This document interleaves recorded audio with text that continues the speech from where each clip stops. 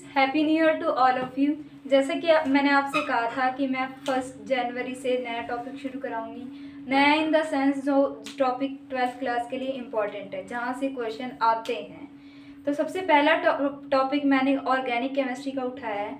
Organic chemistry का मैंने इसलिए लिया है क्योंकि ऑर्गेनिक में बच्चों को ज़्यादातर प्रॉब्लम आती है, इसलिए मैं सबसे पहले ऑर्गेनिक के सारे चैप्टर्स क्लियर करवाऊंगी।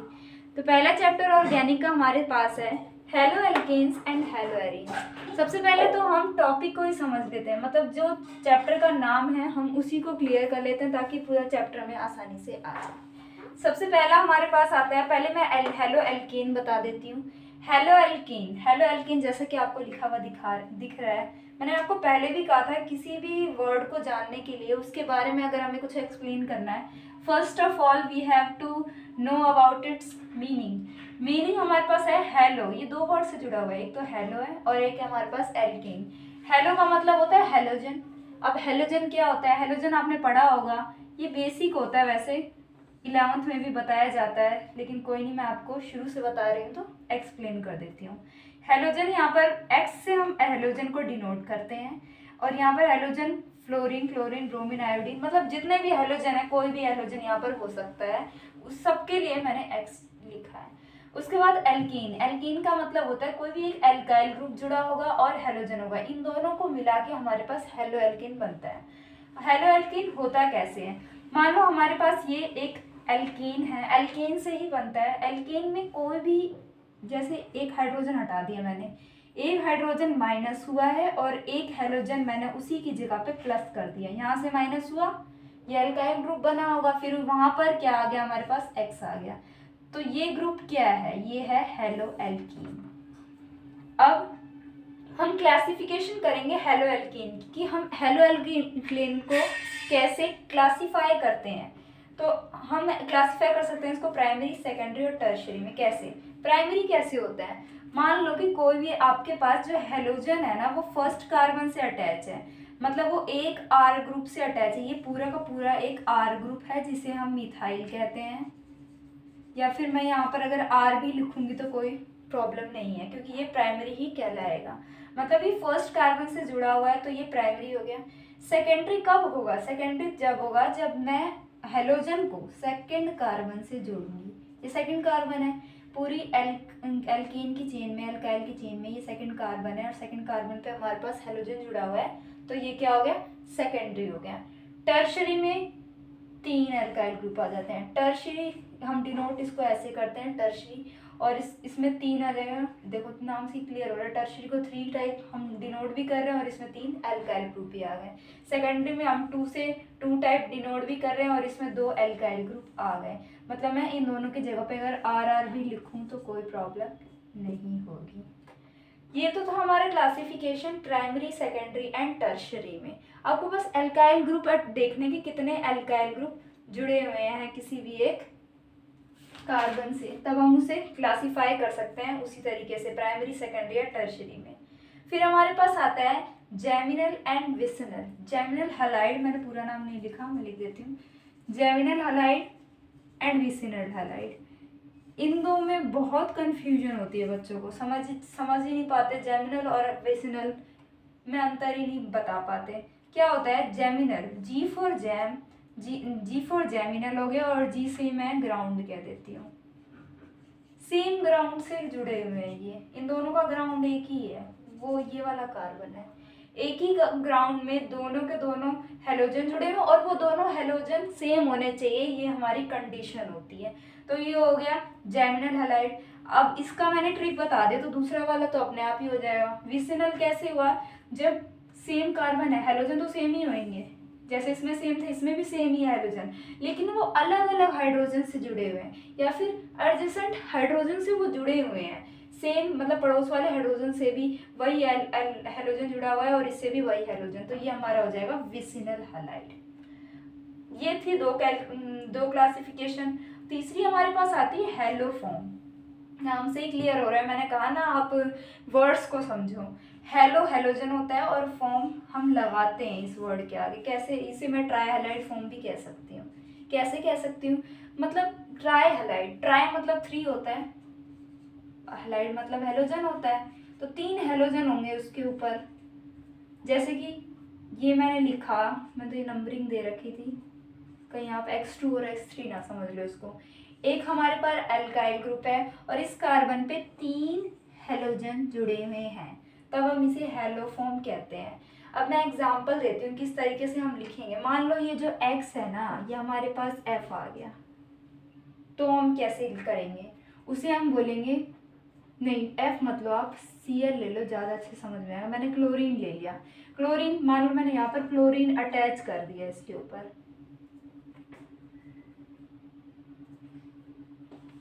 इसे इस फॉर्म में लिखो, ये थोड़ा सा मिस्टेक हो गया मुझसे, ये ऐसे नहीं होना था, ये एक ही कार्बन की वैलेंसी के ऊपर होना था, ये वाला। ये होती है हैलोफॉर्म, एक कार्बन के ऊपर इसकी 4 वैलेंसी होती है, एक उसमें हाइड्रोजन होता है और 3 हाइड्रोजन की जगह पर हैलोजन अटैच होता है, वो भी सेम हैलोजन। तो यहाँ पे मैंने मान लो मैंने ले लिया क्लोरीन ले लिया, तो ये इस फॉर्म में लिखेंगे। इसे आप बहुत अच्छे से जानते हो, क्या कहते हो इसे, क्लोरोफॉर्म कहते हो। क्यों कहते हो क्लोरोफॉर्म? क्लोरोफॉर्म इसलिए कहते हैं हम इसे, या तो मैं इसको ऊपर ही लिख देती हूँ, ज़्यादा क्लियर समझ में आएगा। क्लोरोफॉर्म, क्लोरोफॉर्म क्यों कहते हैं? क्योंकि क्लोरीन मैंने कहा ना हैलोफॉर्म, हेलो की जगह पे हैलोजन, हैलोजन यहाँ पर क्या है, क्लोरीन है, तो क्लोरो आ गया यहाँ पर और फॉर्म तो हमें लगाना ही था, क्लोरोफॉर्म हो गया। यहीं पर अगर मैं आई ले लेती तो ये आइडोफॉर्म हो जाता, अगर मैं यहाँ पे एफ ले लेती थी तो ये फ्लोरोफॉर्म हो जाता, बी आर ले लेती थी तो ब्रोमोफॉर्म हो जाता। तो ये थी हैलोफॉर्म, या फिर जिसे हम ट्राई हैलाइड फॉर्म कहते हैं, हेलो एल्केन्स की। यहाँ पर हमारी क्लासिफिकेशन होती है ख़त्म, उस मतलब ख़त्म नहीं होती, एक लास्ट क्लासिफिकेशन बचती है, इसके बाद हमारी क्लासिफिकेशन ख़त्म होती है। एक बचती, एक होता है एलाइलिक हैलाइड और एक होता है हमारा विनाइलिक हैलाइड। एलाइलिक हैलाइड में क्या होता है कि जो डबल बॉन्ड है, यहाँ पर डबल बॉन्ड का बहुत इंपॉर्टेंट रोल है और ये समझना बहुत ज़रूरी है, क्योंकि इन दोनों में भी कन्फ्यूजन होती है। जैसे कन्फ्यूजन जेमिनल और विसिनल में होती है ना, सेम कन्फ्यूजन यहाँ पर भी हो जाती है। ये कन्फ्यूजन हो जाती है कि कौन सा एलाइलिक है कौन सा विनाइलिक है। याद रखो, अच्छे से याद रखना ज़रूरी है ये, कि जो डबल बॉन्ड है वो उस कार्बन पे लगा हुआ है जिस कार्बन के साथ, अगर डबल बॉन्ड उस कार्बन के साथ है जिसमें हैलोजन जुड़ा, डायरेक्टली अटैच है। ये कैसे अटैच है? डायरेक्टली इसमें हैलोजन अटैच है, attach to double bond carbon. Double bond carbon के साथ डायरेक्टली हैलोजन अटैच है, तब हम इसे विनाइलिक हैलाइड कहते हैं। यहाँ पर एक्स कुछ भी हो सकता है, इसलिए मैंने यहाँ पर हैलाइड वर्ड यूज़ किया है। एलाइलिक कब होता है? जब डायरेक्टली अटैच ना हो, क्योंकि ये डायरेक्टली अटैच है ही नहीं, साफ साफ दिखाई दे रहा है कि यहाँ पर हैलोजन इस वाले कार्बन से अटैच है और डबल बॉन्ड इस वाले कार्बन से लगा हुआ है, तो ये डायरेक्टली अटैच नहीं है, तो ये हम इसे याद करेंगे एलाइलिक हैलाइड। ओके, उसके बाद हमारा ये, मैं छोटा सा और बता देती हूँ, हेलो एरीन्स में थोड़ा सा इसकी भी क्लासिफिकेशन करा देती हूँ। जैसे कि मैंने एलाइलिक और विनाइलिक बताया, वैसे मैं बेंजीन, मान लो मैंने यहाँ पर आर की जगह पे बेंजीन ले लिया। बेंजीन में क्या होता है, यहाँ पर कार्बन होता है, कार्बन के साथ डबल बॉन्ड। अब मैंने बताया था डबल बॉन्ड वाले कार्बन के साथ अगर डायरेक्टली अटैच है, तो अगर वो एलिफेटिक कंपाउंड है, तब हम उससे क्या कहेंगे, विनाइलिक। लेकिन वहीं मैं एरोमेटिक कंपाउंड ले लूँ डायरेक्टली अटैच वाले के साथ, तो मैं इसे क्या कहूँगी, अराइल हैलाइड। क्योंकि ये जो पूरा है ना, ये एक अल्काइल की तरह काम करेगा, अल्काइल ग्रुप बन गया ये पूरा का पूरा, तो ये हो गया अराइल हैलाइड। ये वाला वैसे ही मैंने डायरेक्टली अटैच नहीं किया, मतलब कार्बन ये है, इसके साथ हैलोजन डायरेक्टली अटैच नहीं है, बल्कि एक कार्बन और है और उसके साथ हैलोजन अटैच है। वो अगर मैं एलिफेटिक में लेती तो उसको क्या कह रही थी, एलाइलिक हैलाइड। अगर मैं एरोमेटिक में ये केस ले लूँ तो इसको मैं बेंजाइलिक हैलाइड कहूँगी। आई होप आपको यहाँ तक समझ में आ गया हो, क्योंकि ये एक पूरी क्लासिफिकेशन थी। यहाँ से मैंने कुछ बताया हेलो एल्कीन क्या होता है, उसी केस में आप हेलो एरीन को भी एक्सप्लेन कर सकते हो, लेकिन मैं अभी बता देती हूँ, वो भी अलग से बता दूँगी। उसके बाद आता है हमारा नोमेनक्लेचर। मैंने यहाँ हेडिंग नहीं डाली है। नोमेनक्लेचर को आप कह सकते हो, जैसे आप कहते हैं ना नामकरण, नाम कैसे देते हैं हम, बहुत तरीके होते हैं। एक तो कॉमन नेम होता है और एक होता है आईयूपैक नेम। कॉमन नेम ज़्यादातर लोगों को याद नहीं रहते, क्योंकि कॉमन नेम अपने अपने पर्टिकुलर होते हैं। और आईयूपैक नेम क्या होती है, उसकी एक रूल होता है उसका, और उसके हिसाब से हम नेमिंग करते हैं। तो उसी में मैं आयुपैक नेमिंग करा रही हूँ किसकी, हेलो एल्कीन्स की। उसके लिए आपको ये वाला ऑर्डर याद करना होगा, ये एक प्रायोरिटी ऑर्डर है जो कि यूज़ करना होगा। सबसे पहले तो आपके पास कोई भी कार्बन चेन है, तो कार्बन चेन में आपको पहली प्रायोरिटी देनी है डबल बॉन्ड या ट्रिपल बॉन्ड को, मतलब आपको नंबरिंग वहाँ से डालनी है। जैसे कि आपको पता ही होगा कि आपने 11th में भी पढ़ा होगा, जब हम नोमेनक्लेचर करते हैं तो सबसे पहले उसमें नंबरिंग डालते हैं। तो नंबरिंग में प्रायोरिटी भी होती है कि किसको हम प्रायोरिटी पहले देंगे। यहाँ पर पहले प्रायोरिटी हम देंगे डबल और ट्रिपल बॉन्ड को। उसके बाद हमारे पास हेलोजन होगा, क्योंकि हेलो एल्केन है तो हेलोजन तो हो गई, तो फिर हम हेलोजन को प्रायोरिटी देंगे। और उसके बाद हम देंगे एल्काइल ग्रुप को प्रायोरिटी, मीन्स लास्ट प्रायोरिटी किसकी होगी, एल्काइल ग्रुप की। उसमें मैंने कुछ एग्जाम्पल्स लिखे हैं जिनके नेमिंग मैं आपको एक्सप्लेन करूँगी। आपके पास पहला कंपाउंड ये है। इस कंपाउंड में सबसे पहले तो आपको देखना है डबल या ट्रिपल बॉन्ड हमारे पास नहीं है, तो उसकी नेमिंग हम नहीं करेंगे। फिर बात आती है हेलोजन की, तो हेलोजन के हिसाब से हमें प्रायोरिटी ऑर्डर देनी है, मतलब नंबरिंग करनी है। ये आपके पास Cl क्लोरीन क्या है, एक हेलोजन है, तो क्लोरीन के पास वाला जो कार्बन है उससे मैं नंबरिंग स्टार्ट करूँगी, क्योंकि प्रायोरिटी मुझे इसे पहले देनी है, ना कि ये इस एल्काइल ग्रुप को। तो यहाँ से मैंने दिया 1, और हमें लॉन्गेस्ट चेन सेलेक्ट करनी है, तो मैं 1 2 3 ऐसे लिखूँ या फिर 1 2 3 ऐसे आएगा, तो प्रोपेन की चेन ही। अगर यहाँ पे C2H5 होता तो मैं प्रायोरिटी 1 2 3 4 ऐसे देती, लेकिन यहाँ पर क्या है 1 CH3 है, तो मैं या फिर तो ऐसे दे दो या फिर ऐसे दे दो, तो मैं ऐसे ही दे रही हूँ 1 2 3, ये मैंने नंबरिंग दी। अब उस हिसाब से मैंने क्या बोला, पहले हेलोजन को प्रायोरिटी दो, तो हेलोजन के पास वाला जो कार्बन है उसकी नेमिंग पहले, तो हम क्या करेंगे इसको 1 क्लोरो, 2 पे मिथाइल है तो 2 मिथाइल, और ये तीनों की चेन किसकी बन रही है, प्रोपेन की। 1 2 3 3 के लिए 3 कार्बन के लिए हम प्रोपाइल ग्रुप यूज़ करते हैं, तो 1 क्लोरो 2 मिथाइल प्रोपेन इसकी क्या हो जाएगी, नोमेनक्लेचर या फिर नेमिंग। ये हो गया क्लियर। उसके बाद हमारे पास ये भी है, ये कंपाउंड आता है। इस कंपाउंड में वही देखना है हमें, डबल या ट्रिपल बॉन्ड तो है नहीं, हम पहले देंगे क्या है, इसमें हेलोजन है, तो हेलोजन क्या है, क्लोरीन है। क्लोरीन कौन से कार्बन से अटैच है, सेम थिंग जैसे यहाँ थी वही बात वहाँ हो गई, या तो तुम प्रायोरिटी ऐसे दे दो या फिर हम इस वाले कार्बन को थर्ड कहते हैं, किसी को भी थर्ड कहेंगे तो नेमिंग वही बनेगी।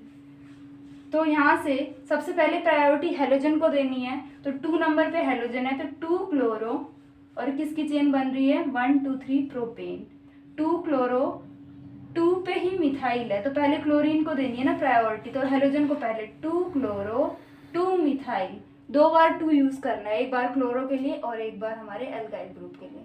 2 क्लोरो 2 मिथाइल प्रोपेन, ये इसकी नेमिंग हो जाएगी। उसके बाद हमारे पास थर्ड स्ट्रक्चर आता है। इस स्ट्रक्चर में डबल बॉन्ड भी है और हेलोजन भी है और हमारे पास मिथाइल ग्रुप भी है, तो हमें सबसे पहले प्रायोरिटी किसको देनी है, डबल बॉन्ड को, तो हम सबसे पहले डबल बॉन्ड वाले ले लेते हैं। लॉन्गेस्ट चेन सेलेक्ट करनी है, तो देखो यहाँ से करो, एक तो कोई करेगा कि ऐसे ही कर देगा, लेकिन ये लॉन्गेस्ट चेन यहाँ से लेकर यहाँ तक जा रही है, तो 1 2 3 4 5 ऐसे प्रायोरिटी करनी होगी, क्योंकि अगर मैं यहाँ से लिखूँ 1 2 3 तो ये 3 कार्बन हो जाएगा, जबकि हमें डबल बॉन्ड को पहली प्रायोरिटी देनी है, तो इसका जो नंबर है ना वो लोएस्ट होना चाहिए, मतलब डबल बॉन्ड के पास जो कार्बन है उसका नंबर लोएस्ट होना चाहिए। तो मैं यहाँ से शुरू करूँगी 1 2, मैंने लिखा है यहाँ पे 1 2 3 4 5 हो गया। उसके बाद नेमिंग इसकी लास्ट में करनी होती है डबल और ट्रिपल बॉन्ड की, लेकिन प्रायोरिटी इसको पहले देनी होती है। तो 1 2 3 4 5 ये हमारी प्रायोरिटी है, तो यहाँ से हम हेलोजन को चुनेंगे 4 ब्रोमो, इसमें एल्काइल ग्रुप नहीं है, 4 ब्रोमो 1 2 3 4 5 पेंट 2E, हम इसे कहेंगे 4 ब्रोमो, फोर्थ पे ब्रोमो है, क्योंकि आप इसको तो नेमिंग दे नहीं सकते, इसको तो लास्ट में नेमिंग मतलब ईन की फॉर्म में देते हैं ना, ईन लिखते हैं इसके लिए, और कौन से कार्बन से अटैच है उस हिसाब से 2 ईन आएगा यहाँ पर, तो 4 ब्रोमो पेंट 2 ईन, ये इसकी नेमिंग हो जाएगी। उसके बाद हमारे पास ये है फोर्थ स्ट्रक्चर। इस फोर्थ स्ट्रक्चर में क्या करना है, दिख ही रहा है आपको, मैंने आर की जगह पे यहाँ पे बेंजाइल के ग्रुप ले लिए, मतलब मैं हेलो एरिन और हेलो एल्केन दोनों की नेमिंग एक साथ ही समझा रही हूँ, क्योंकि दोनों में एक ही अंतर है, एक में आर लगेगा और एक में आपका बेंजीन लग जाएगा। इसमें क्या करना होता है, वही मैंने पहले बोला कि इसमें डबल ट्रिपल बॉन्ड को पहले प्रायोरिटी देंगे, लेकिन यहाँ पे डबल ट्रिपल बॉन्ड पूरी एक बेंजीन, ये फिनाइल की रिंग है पूरी की पूरी, तो फिनाइल की रिंग को पहली प्रायोरिटी देंगे। नंबरिंग यहीं से शुरू करेंगे। ये वाला हमारा जो पूरा है ना, ये क्या है, हमारा एल्काइल ग्रुप है, ये भी एक ग्रुप है जो इसके ऊपर अटैच है। तो सबसे पहले इसको प्रायोरिटी देंगे। तो यहाँ पर जो कार्बन है, जैसे कि आपको पता ही है, यहाँ पर कार्बन होता है, यहाँ भी कार्बन, यहाँ भी कार्बन, यहाँ भी कार्बन, यहाँ भी कार्बन, यहाँ भी कार्बन। तो 1 2 3 4 और आगे तो कोई ग्रुप ही अटैच नहीं है, तो यहीं तक कर लेते हैं 4 तक।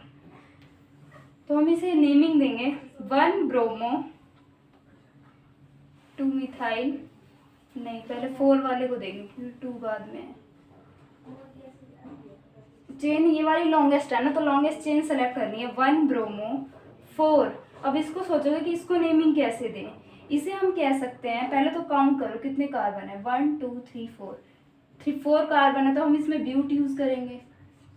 4 के लिए हम ब्यूट लगाते हैं। और ये कौन से नंबर से कौन सा कार्बन अटैच है, ये अगर मैं यहाँ से नंबरिंग देना स्टार्ट करूँ, इसकी अलग नंबरिंग, तो 1 2 3 4 सेकेंड कार्बन इस बेंजीन की रिंग से अटैच है, तो मैं इसे कह सकती हूँ 1 ब्रोमो 2 फिनाइल, नहीं 2 फिनाइल नहीं कहूँगी, 1 ब्रोमो 2, या फिर सेकेंडरी 2 के लिए सेकेंडरी लेते हैं, क्योंकि दूसरे वाले पर अगर कोई ग्रुप अटैच होता है तो हम उसे सेकेंडरी बोलते हैं ना।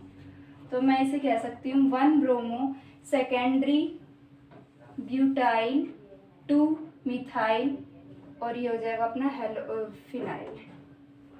तो ये थी इसकी नेमिंग। उसके बाद ये जो है लास्ट वाला, ये आपको खुद करके दिखाना है, मतलब खुद ट्राई करना है इसको घर पे, और फिर उसके बाद नहीं है तो आप पूछ सकते हो, मैं इसको बताऊंगी अगली क्लास में, इसका मतलब जो भी आंसर आएगा वो मैं खुद एक्सप्लेन करूंगी, लेकिन ये वाला पहले आप खुद को ट्राई करना है। तो यहाँ पर तो हमारी हो गई नॉमेनक्लेचर भी कर दी मैंने, हेलो एल्केन को भी एक्सप्लेन कर दिया। उसके बाद मुझे नेक्स्ट टॉपिक बताना है फिजिकल प्रॉपर्टीज इनकी।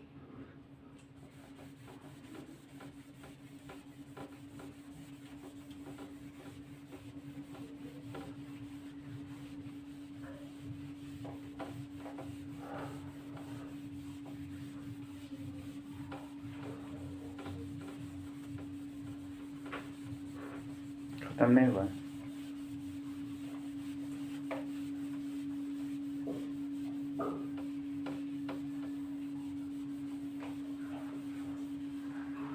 फिजिकल प्रॉपर्टीज,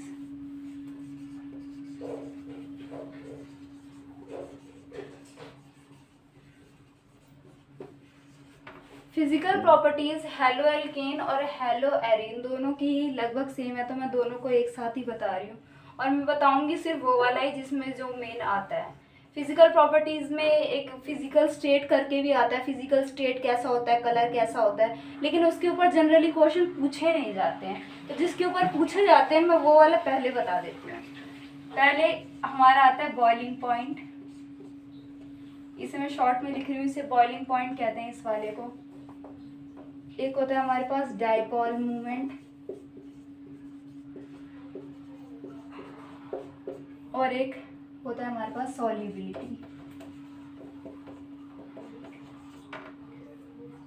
बॉइलिंग पॉइंट तो आपको सबको ही पता होगा, बॉइलिंग पॉइंट क्या होता है, कोई भी ऐसा टेम्परेचर का कोई भी मिनिमम टेम्परेचर जिसके ऊपर कोई भी कंपाउंड क्या करता है, बॉइल करने लग जाता है। तो हेलो एल्केन और हेलो एरीन की अगर बॉइलिंग पॉइंट के कॉन्सेप्ट की बात करें, तो boiling point with increase in surface area बढ़ जाता है। जैसे ही हम कोई चेन है हमारे पास, मान लो ये है और ये है,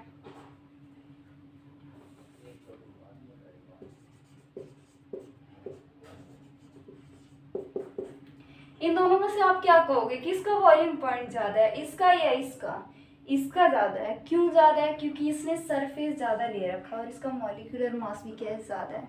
दो इफेक्ट, या तो आप इसे मॉलिक्यूलर मास के फॉर्म से याद कर लो, मॉलिक्यूलर मास से नहीं करके वो ज़्यादा सही नहीं रहेगा, आप सरफेस एरिया से करो।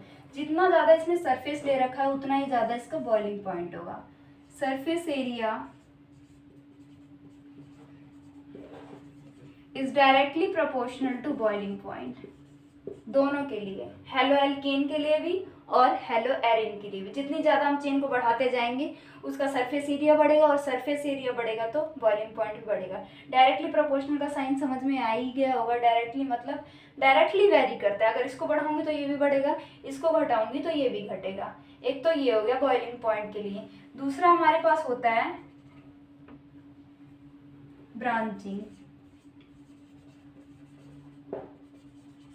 मैं जितनी ज़्यादा कंपाउंड में ब्रांचिंग करती जाऊंगी उतनी ही क्या करेगा, ये इनवर्सली वेरी करेगा बॉइलिंग पॉइंट के साथ, क्योंकि मैं जितनी ज़्यादा ब्रांचिंग करूंगी उसका सरफेस एरिया कम हो जाएगा। इनडायरेक्टली ये सरफेस एरिया से ही क्या कर रहा है, कनेक्ट कर रहा है कि जितना ज़्यादा हम ब्रांचिंग कर देंगे उतनी ज़्यादा इसकी सरफेस एरिया कम हो जाती है, और सरफेस एरिया कम हो जाती है तो उसका बॉइलिंग पॉइंट भी कम हो जाएगा। जैसे कि फॉर एग्जाम्पल मैंने ये दिया,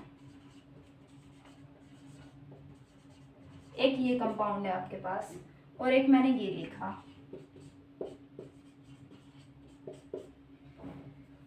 क्या कंसीडर करेंगे आप इससे?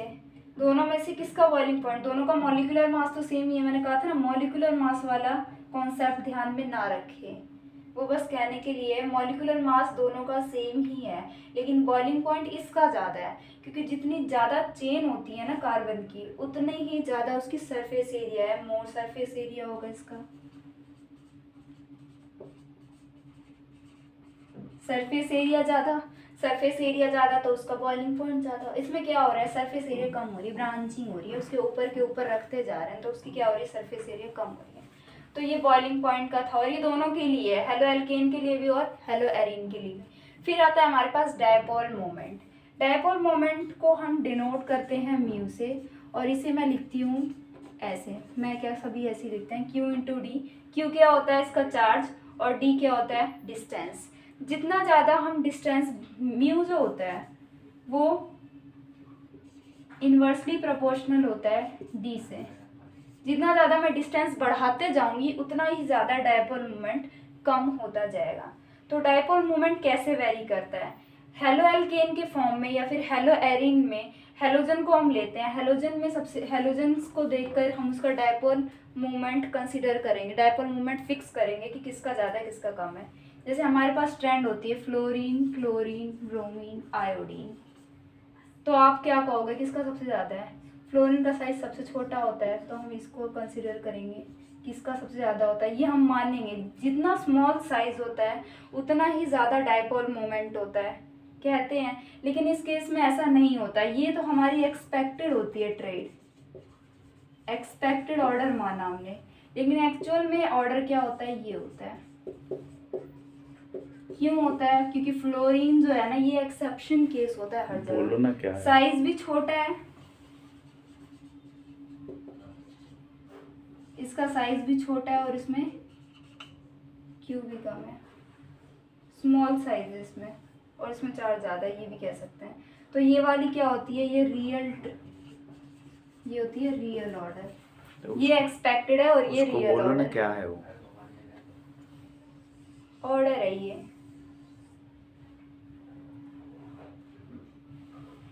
डायपोल मोमेंट का ऑर्डर हम इस तरीके से एक्सप्लेन कर सकते हैं। मान लो फॉर एग्जांपल, मैं एक एग्जांपल देती हूँ इससे।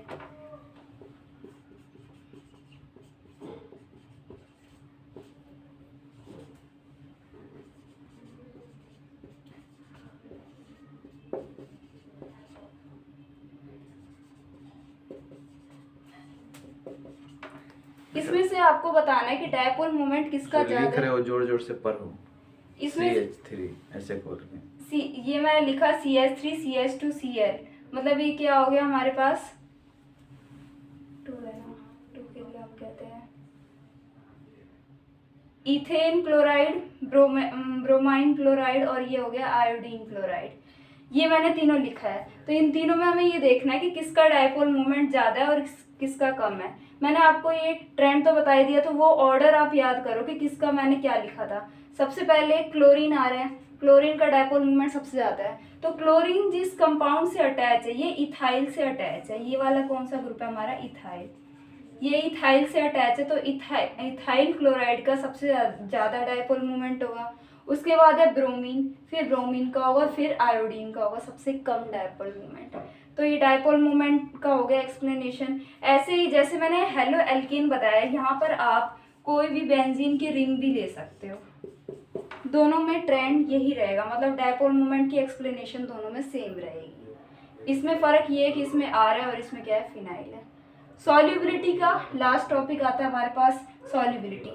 सॉल्युबिलिटी में क्या है कि हमें पता है, ये बात हमें पता होती है कि पोलर डिजॉल्व पोलर, या फिर नहीं ये नहीं कहते हम कहते हैं लाइक डिजॉल्व लाइक।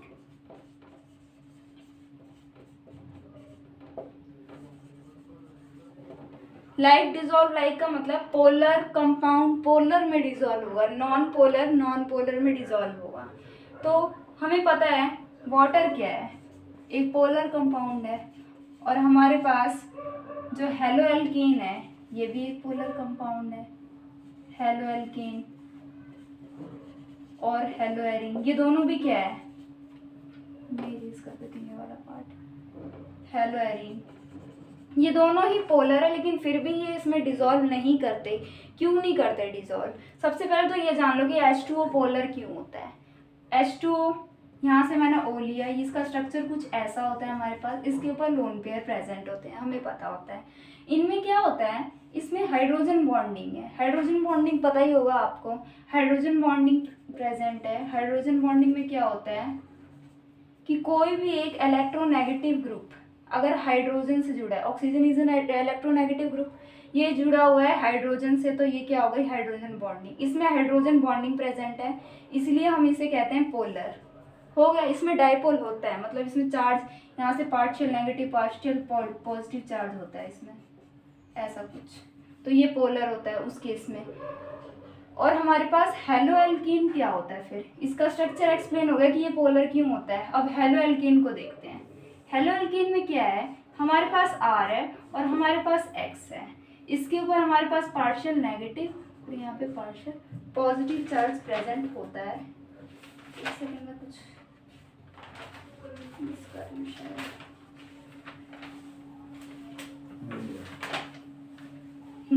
यहाँ पे पार्शियल पॉजिटिव और यहाँ पे पार्शियल नेगेटिव चार्ज है, तो यहाँ पे क्या होता है, एक डाइपोल इंटरेक्शन प्रेजेंट होता है।